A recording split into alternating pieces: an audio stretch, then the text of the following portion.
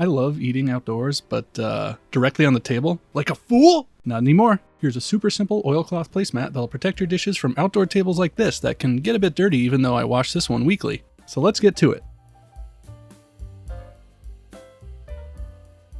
For this project you will need oilcloth fabric, cotton fabric for the back lining, matching thread, a fabric marker, scissors or a rotary cutter and mat, clips, a yardstick, and pinking shears.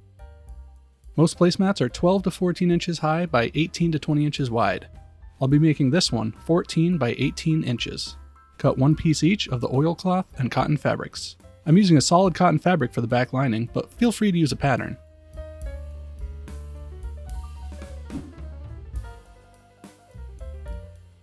Clip the pieces in place with wrong sides facing together.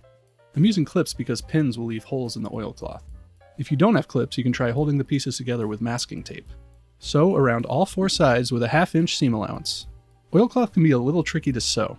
You can use a Teflon presser foot or add a piece of tape to a regular presser foot to prevent the fabric from slipping. I also made sure to keep the layers pulled taut to keep it from bunching up. See our video about sewing oilcloth for more tips. Oilcloth will not fray and doesn't need to be finished, but I will be using pinking shears on the edges to give it a more polished look. Alternatively, if you're looking for even cleaner edges, you can sew the pieces together, leaving an opening on one side. Snip off the fabric at the corners and turn right side out. Poke out the corners using a pen or other sharp object. Fold and clip the edges at the opening and top stitch twice around all four sides. That's it for these simple placemats, but there are plenty of options for customization.